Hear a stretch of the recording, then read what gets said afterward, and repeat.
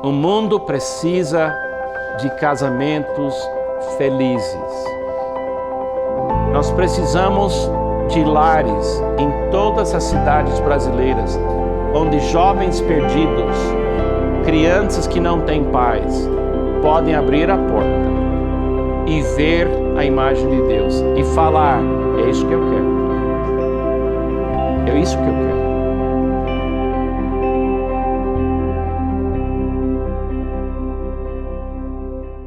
Agora nós queremos falar um pouco da vida interior de cada pessoa, do casal, de cada pessoa, marido e mulher.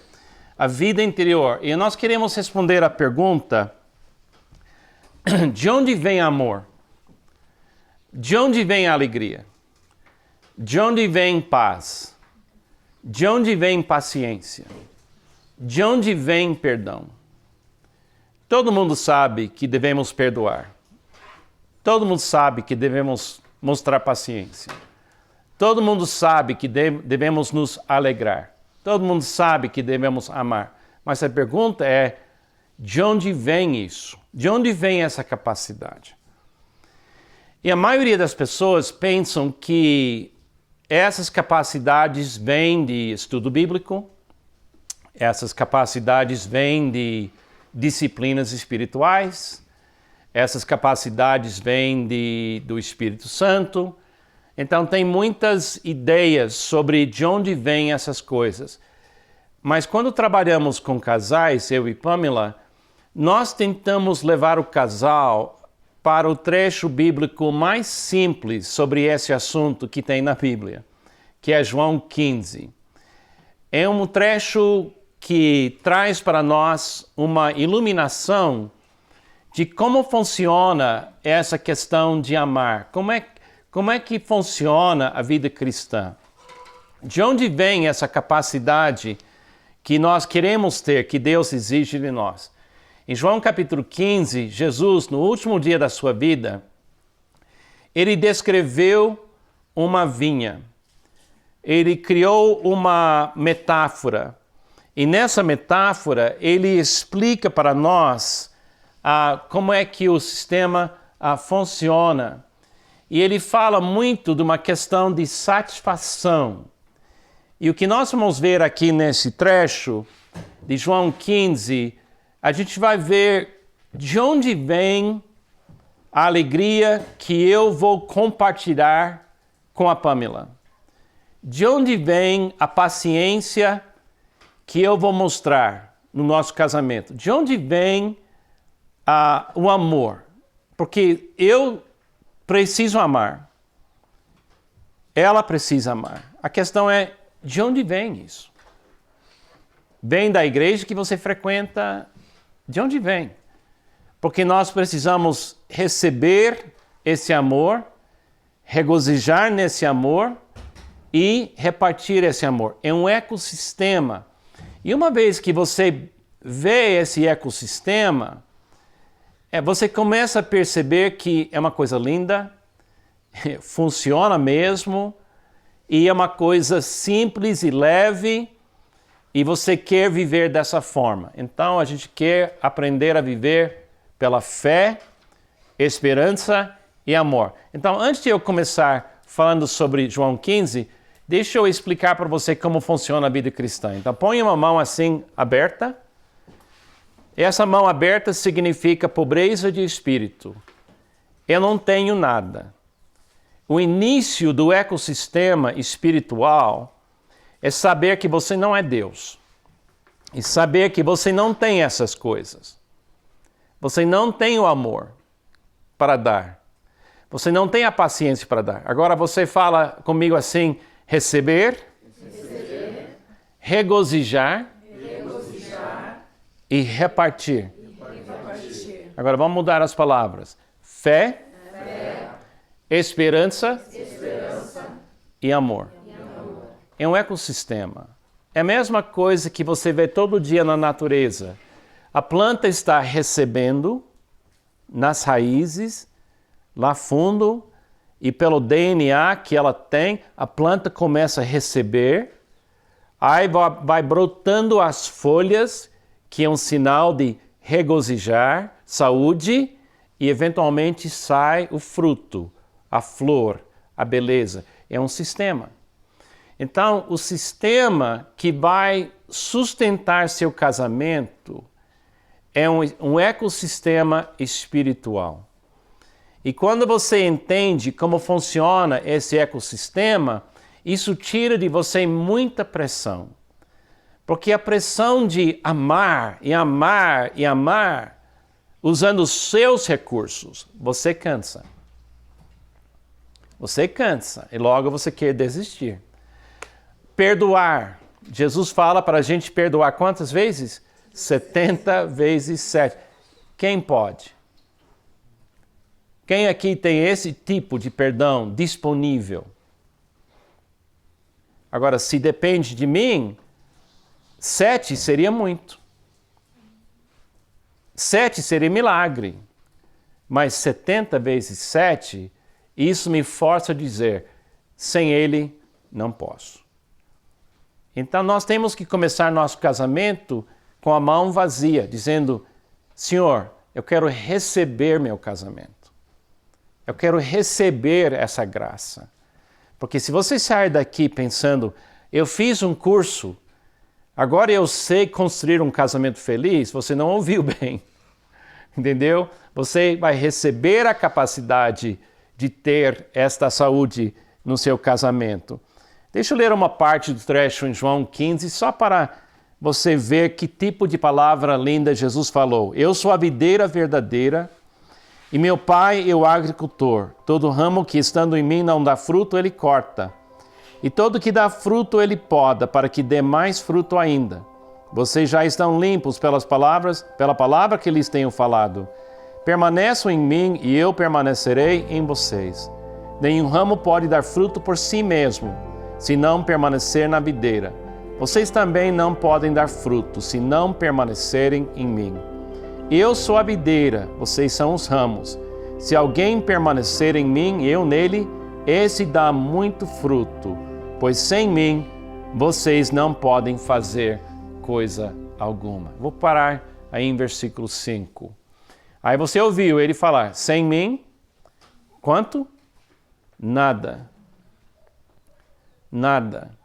Então, se eu quiser amar a Pamela como o marido deveria amar a esposa, se eu quiser amar os nossos filhos como o pai ama filho, se eu quiser amar noras, genros, netos, vizinhos, isso tem que sair de uma fonte que tem suficiente para me abastecer, para me satisfazer, para me levar a amar. Isso é chamado permanecer. Permanecer na videira. E o símbolo e a metáfora é tão simples. A videira é a fonte de tudo que eu preciso. Minha responsabilidade é receber bem, ficar bem interiormente, esperança e amar. Muitos casamentos estão em crise porque a pessoa perde a esperança. E quando você perde a esperança, isso tira toda a energia. É impressionante, uma pessoa que tem esperança, ela ainda tem ação, mas se ela perder a esperança, logo ela cai na depressão, ela não tem energia, ela não tem visão, ela perdeu a esperança. Eu me lembro uma vez, eu li um livro que falava da experiência de escravos saindo da África. Eles foram sequestrados, literalmente, tirados das suas aldeias e foram levados para serem transportados para outros países, para serem vendidos. E um problema aconteceu que as pessoas começaram a morrer, literalmente morrer, indo na direção dos barcos. Mas não tinha doença e descobriram que perder toda a esperança mata. As pessoas morreram porque perderam a esperança. Então, num casamento, quando você perde a esperança, você perde a energia de continuar. Então, a questão é, o que é que vai repor sua esperança? O que é que vai alimentar sua esperança? Nós tentamos tirar a esperança da nossa esposa, do nosso marido, mas no ecossistema de Deus, a maneira que Ele nos criou, Ele quer que a gente receba esperança. Receba pela fé o amor. Que a gente receba pela fé a alegria. Então, por isso, Jesus falou para aquela mulher samaritana em João 4, que ela precisava mudar de fonte de esperança. Se lembra que ela casou 5 vezes. Em qualquer cultura, 5 maridos é muito marido. 5 divórcios é muito divórcio. Mas aquela mulher era tão determinada, tão assim focada, que ela estava com outro homem, que não era o marido dela ainda, porque ela não perdeu totalmente a esperança. Mas a maneira dela buscar esperança, o símbolo da maneira dela buscar a esperança, foi balde e corda. Ela pegava balde. Você lembra que Jesus encontrou ela no poço? E ela tinha esperança na água que estava naquele poço. Mas todo dia ela tinha que tirar água, não recebendo, mas pelo esforço. Então ela jogava a esperança dela usando balde e corda para a água, tirava água para satisfazer um pouco a sede dela, mas todo dia ela tinha que fazer o mesmo esforço. E o poço, balde e corda representa 5 casamentos fracassados. Ela jogava a esperança dela no coração de um homem. E há algum tempo ela conseguiu tirar um pouco de água daquele homem, mas secou. Quando secou, divórcio. Jogava balde e corda de novo no outro homem. Secou. Divórcio. Agora, quando Jesus encontra ela, ela está tentando, talvez, tirar esperança sem casamento, morando com um homem que não é marido dela. Aí Jesus fala para ela que o problema dela não é que ela é uma pessoa má. Ele não condena ela. Ele fala que o problema dela é fonte. O problema é fonte. Se não achar fonte, você vai secar sua esperança vai secar e você vai desistir e tentar de uma outra maneira. Então, quando a gente vê a cultura brasileira, onde o divórcio está aumentando cada vez mais, está quase chegando no nível de divórcios nos Estados Unidos. A gente sabe que o problema não é gente má. O problema é fonte. As pessoas estão esperando que poço pode ser o que só fonte pode ser. Então Jesus disse para ela, se você me pedisse, eu poderia ter lhe dado água viva, que seria em você uma fonte, como é que é a palavra que ele usa? Inesgotável, jorrando. Agora, beber de água viva, jorrando, é diferente do que beber do seu próprio esforço. Uma água representa esforço, outro representa graça. É uma metáfora, é uma ilustração viva que Jesus criou. Então, a mesma coisa acontece aqui nesse curso. Se você sair daqui pensando, o Carlos e a Pamela criaram esse curso para mostrar como tirar água de poço, você não entendeu. O que nós estamos dizendo é que seu esforço não é o segredo, é fonte. Se você tem fonte boa em você, Cristo em você, pelo Espírito Santo de Deus, você pode se renovar individualmente todo dia e compartilhar a esperança mútua e viver o amor que estão recebendo diretamente de Deus. Isso tira a pressão do casamento. Entendeu? É transformar um casamento em fonte em vez de poço e esforço. Eu admiro muito como casais lutam para manter seus casamentos funcionando. É uma coisa impressionante. Mas não adianta. Se não tem uma fonte de restauração, individualmente, que vem diretamente de Deus, você vai cansar.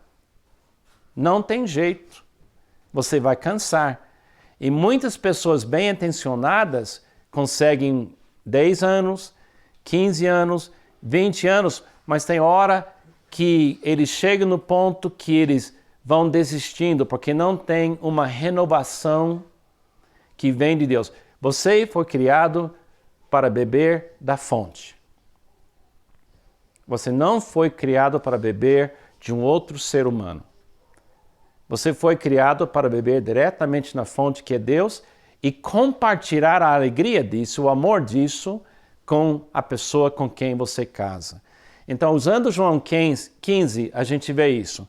Então, anote aí no seu livreto, permanecer é viver num estado de satisfação plena e desfrutar da presença amorosa de Jesus comigo, a mesma maneira como Jesus desfrutou da presença amorosa de Deus Pai com ele. E tem uma coisa muito interessante. A diferença entre Jesus e eu é simples. Ele está ou estava completamente satisfeito com Deus, 24 horas por dia, 7 dias por semana, eu não.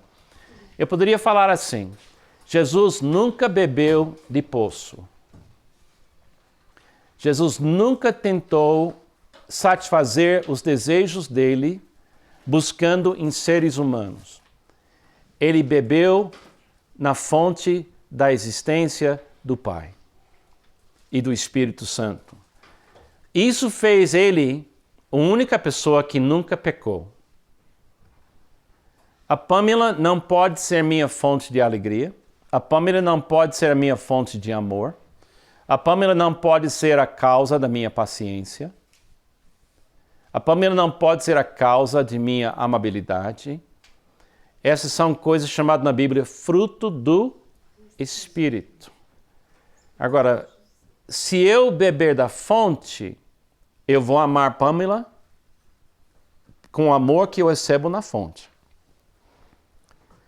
Se eu depender do comportamento dela para amá-la, um dia isso vai secar. Ela não dará conta. As minhas necessidades são além da capacidade dela. Agora, o que eu recebo da Pamela é o amor que ela recebe de Deus.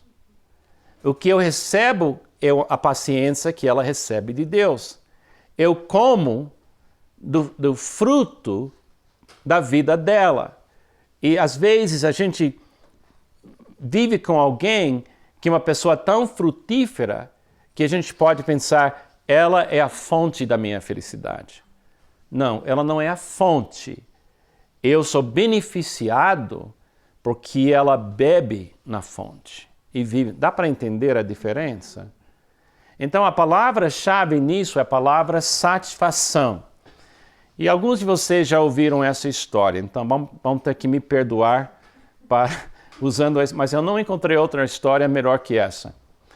Quando nós chegamos no Brasil, eu e a Pamela e os nossos 3 filhos, a gente chegou em 1979. Eu tinha 29 anos de idade naquele tempo. 3 filhos pequenos. O Kenny tinha 7 anos, agora Kenny tem 40 anos. Passou muito tempo. Quando chegamos, a Pamela falava perfeitamente português, mas eu não falava quase nada. Então eu estava numa escola de línguas lá em Campinas, para missionários, para aprender a falar português. E estava com muitas saudades da minha casa, do meu país, da minha família. Eu estava no culto de uma pequena igreja batista que a gente frequentava naquele tempo, tinha menos de 100 membros na igreja. E uma família, vendo nosso sofrimento e nossa adaptação, tinha pena da gente. Uma família brasileira. E esse casal falava inglês um pouco. Então eles me convidaram e disse, Carlos, venha na nossa casa sexta-feira à noite, às 7h30, para jantar conosco. Aí eu fiquei tão animado. Que coisa legal. Alguém convidou a gente para jantar. Vai ser muito legal. Eu fui correndo, achei a Pamela. Eu falei, Pamela, a família brasileira nos convidou para jantar. Sexta-noite às 7h30. Agora, 7h30 para mim era tarde. Porque o americano gosta de jantar mais cedo, 5h30, 6h da tarde. 7h30 já está ficando tarde. O brasileiro não, especialmente paulista, não come até 9, 10 horas da noite, às vezes. Então, a Pamela ficou muito animada também, mas ela falou para mim, Carlos, aqui em Campinas, nessa região do Brasil, 7h30, quando se trata de um jantar, não significa 7h30. E eu falei, o quê? Ela falou, Carlos, quando se trata de pegar um avião aqui no Brasil, 7h30 significa 7h30. Quando se trata de pegar um ônibus, 7h30 significa 7h30.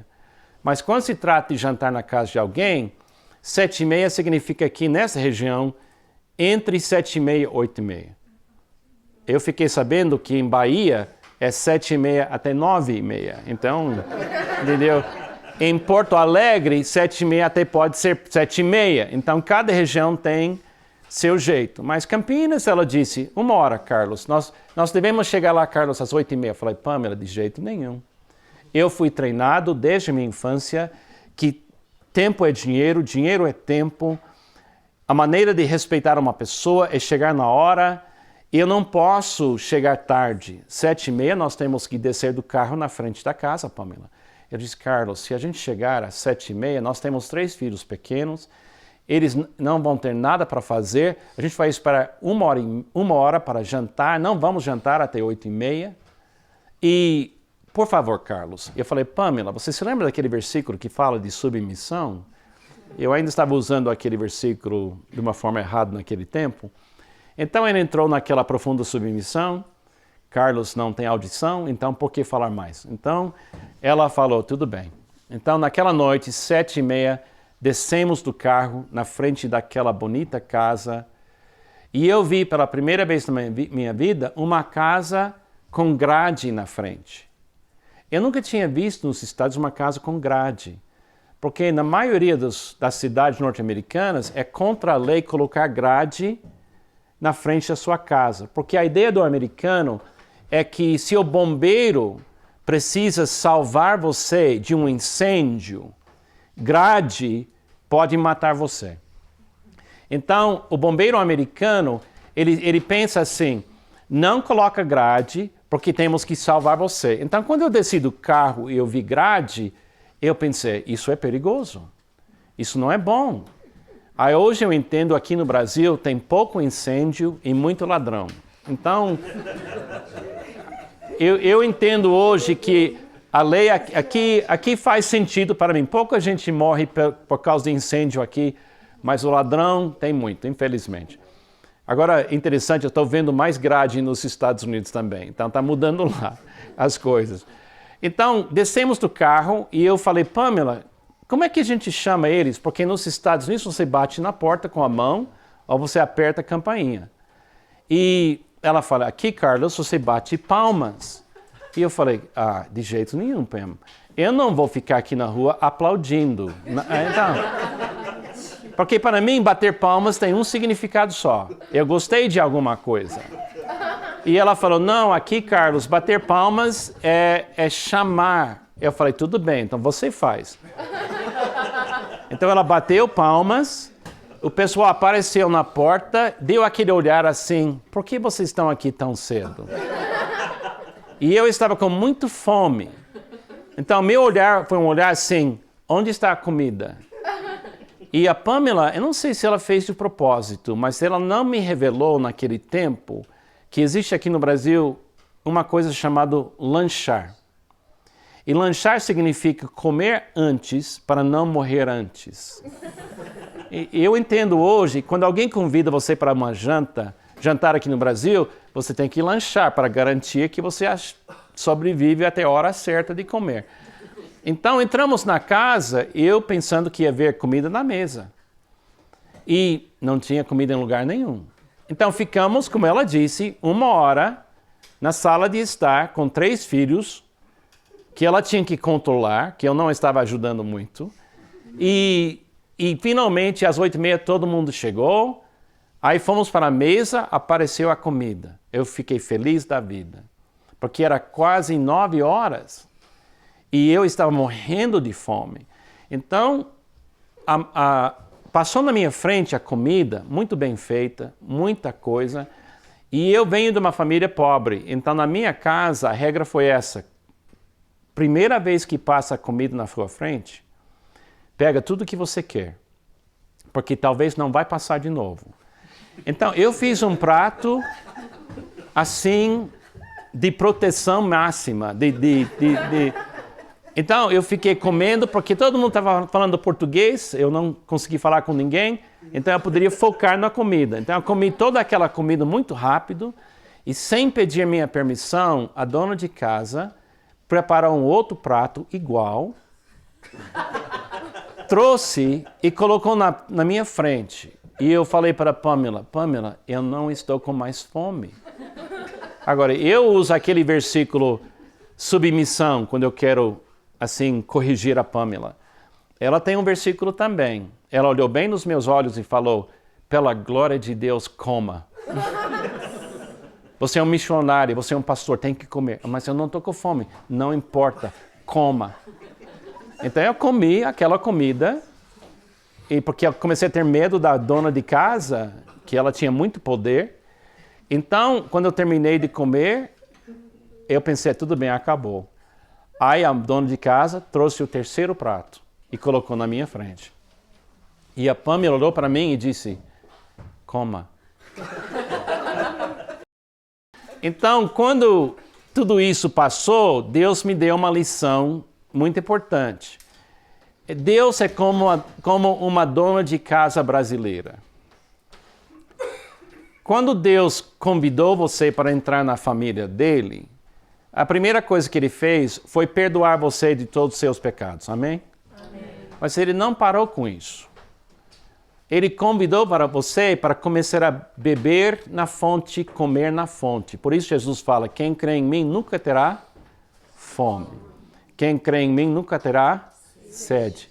O que eu descobri é assim, se uma dona de casa brasileira convida você para comer, você nunca terá fome. E você nunca terá sede. Enquanto você está sob o domínio dela naquele lar, ela vai movimentar céu e terra. Porque o alvo dela não é matar fome, o alvo dela é a alegria. O alvo dela é a satisfação. Porque no reino de Deus, o que mata o pecado não é esforço. O que mata o pecado é satisfação. O que mata o pecado é alegria. Nós pensamos que você mata o pecado com disciplinas espirituais, com regras, frequentar a igreja, dar dízimo. Isso não mata o pecado. A única coisa que mata o pecado é viver satisfeitíssimo em Deus, bebendo e comendo da fonte. É a única coisa que para o pecado. Jesus nunca pecou, não porque ele estava tentando evitar o pecado. Ele nunca pecou porque ele estava satisfeitíssimo em Deus, momento a momento. Então, se eu quiser ser um homem que a Pamela merece, eu preciso beber e comer na fonte do amor. Isso é chamado permanecer em Cristo. Então, quando você começa a viver este tipo de espiritualidade, a vida continua sendo, o mundo continua sendo um mundo, um lugar difícil. As tragédias da vida ainda acontecem, mas você tem fonte. E quem tem fonte, vence. Quem não tem fonte, se frustra. Dá para entender? É muito simples, mas é uma coisa que muda a vida da gente. Permanecer é a única maneira de nos tornarmos aquilo que Deus deseja que sejamos. Por exemplo, se eu perguntar para você olhar no seu coração, no lugar mais íntimo do seu ser, responda essa pergunta. Você não gostaria de amar para o resto da sua vida quem você deve amar? Quem quer? todo crente quer isso. Não tem marido aqui que quer machucar sua esposa. Não tem esposa aqui que quer machucar seu marido. Não tem. Não tem alguém aqui que, de propósito, você não faria parte de um evento desses. Se você tivesse na sua mente um plano de propósito, machucar alguém. Você não tem. E como cristão, você não tem isso para ninguém. A questão é como. Como? A única maneira é permanecer em Cristo. Eu conheço 2 Carlos. O Carlos bebendo na fonte, Carlos permanecendo em Jesus e o Carlos tentando gerenciar pessoas. O Carlos que tenta gerenciar a Pamela, eu não gosto dele. Não quero ser ele. Mas o segredo não é esforço. O segredo é comer. Ficar tão satisfeito em Deus que eu não preciso manipular ela. Eu não preciso maltratá-la. Quando eu estou vivendo assim, o meu casamento com a Pamela tem os problemas normais de qualquer pessoa que no mundo enfrenta, mas não tem aquela inquietação interior e não tem aquela sensação de fome e sede que faz o ser humano fazer coisas que ele não quer fazer. Quando eu peco, é porque eu não estou permanecendo. Quando eu peco, é porque eu não estou bebendo na fonte. Mas se eu beber na fonte, um dia de cada vez, momento a momento, eu posso amar quem eu preciso amar. Uma vez que você entende que isso é como um ecossistema, você vê isso na natureza. Você vê todo dia plantas recebendo, celebrando, regozijando, dando fruto. E você não vai ver nenhuma flor aqui fora se esforçando. Você vai ver que a flor é linda porque o sistema está funcionando. Se você tem que se esforçar muito para amar, é porque você está com corda, balde e poço. Eu não me esforço. Eu bebo. Eu como. Eu permaneço em Cristo. Uma vez que você pega isso muda tudo.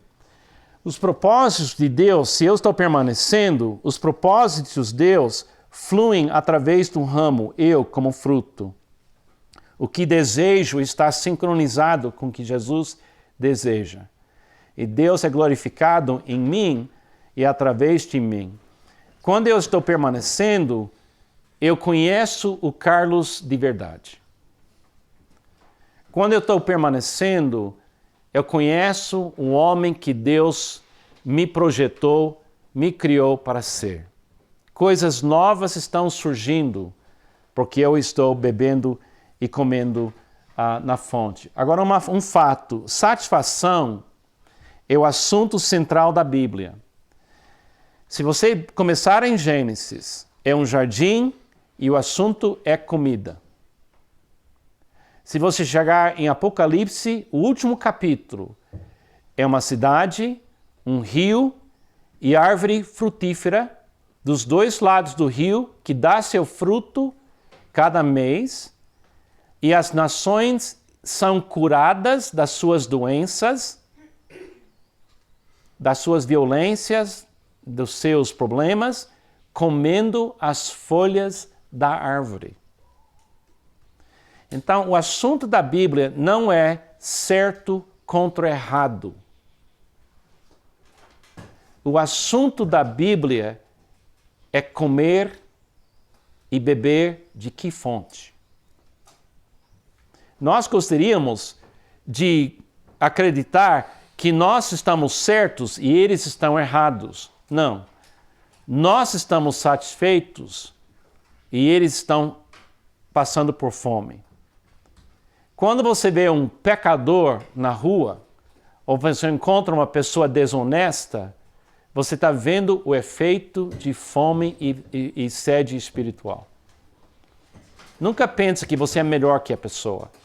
O que faz você o que você é o que você está comendo da fonte, recebendo de Jesus. E Jesus é a fonte. em nós, pelo Espírito Santo de Deus. O Blaise Pascal, um francês, um dos homens mais inteligentes que já andou aqui no mundo, disse isso, que é muito, muito bonito. Todos os homens buscam a alegria ou a satisfação. Não existem exceções, não importam os meios que usam, o alvo é sempre este. Ninguém toma nenhum passo senão na direção desse alvo. Este é o motivo da ação de todo homem, até mesmo daqueles que se enforcam. Eu já fiz muito culto fúnebre de pessoas que cometeram suicídio. E não é fácil. E especialmente quando é membro de igreja. E é muito triste. Mas a razão é sempre a mesma. A pessoa perdeu a esperança. E ela acredita que existe mais felicidade do outro lado da morte do que existe desse lado. E quando uma pessoa perde esperança de uma forma tão profunda que ela chega a crer, tem que ser melhor do outro lado. É porque ela já comeu e bebeu em todas as fontes que ela conseguiu achar e zerou tudo e não sabe o que fazer. Então, no casamento, a mesma coisa acontece. Se eu começar bem na energia da minha juventude, na energia da minha própria inteligência, eu posso levar essa coisa longe, talvez. Mas se eu quiser ter uma coisa que se renova, que vive pela graça, eu tenho que aprender a buscar alegria na fonte, que é Cristo que habita em mim. E você também tem que aprender a fazer. Esse símbolo aqui mostra como é que funciona. Fé é a porta onde entra a satisfação. Seu coração se alegra e o resultado normal é amar. Eu amo como eu devo amar de acordo com o meu nível de satisfação. Todo mundo aqui conhece que no carro você tem o velocímetro e você tem outro indicador chamado conta-giros. Nós sempre estamos medindo velocidade, mas a parte mais importante do seu carro não é velocidade, é o motor. E a conta-giros tem 3 letras, RPM, rotações por minuto. Na espiritualidade, aquele coração é onde você mede regozijos por minuto. Amar é velocidade, ação. Mas o que é mais importante na sua vida não é a velocidade do seu amor, é a qualidade da sua vida interior. E você tem que aprender a medir sua vida interior. Você tem que ter uma medida. Minha satisfação em Deus está alta. Minha satisfação em Deus está baixa. Eu preciso buscar. Eu preciso ficar quieto na presença de Deus. Eu preciso parar para comer e beber. Fé é o órgão do ser humano que recebe a satisfação de Deus. O amor é a manifestação da satisfação plena recebida de Deus. Se alguém perguntar para mim, Carlos, como é que você conseguiu amar a Pamela durante 41 anos? Mais que isso. E a resposta é pela graça de Deus. Não é porque ela é difícil de amar. Talvez não exista uma outra mulher que poderia ser mais fácil para eu amar do que a Pamela. Mas o amor que ela precisa, eu preciso receber primeiro. Por isso Jesus fala, permaneça no meu amor, como eu estava permanecendo no amor do meu Pai. Então o segredo do meu casamento com a Pamela é o amor de Deus. É a fonte. É a satisfação recebida. O amor é a manifestação plena da satisfação plena recebida de Deus. Agora alguns outros pensamentos bem rápido aqui. A presença de Deus é a razão das portas poderem se manter abertas. Agora, você controla essas portas. A porta de fé, você abre. Mas como toda porta na vida, você abre se você tem confiança que a pessoa do outro lado tem boas intenções. Você não abre a porta para qualquer pessoa. Passou essa época no Brasil. Na minha infância, literalmente, a gente dormia com as portas destrancadas nos Estados Unidos. A gente deixava a bicicleta na frente da casa. O carro poderia ter chaves no contato. Ninguém ia tocar.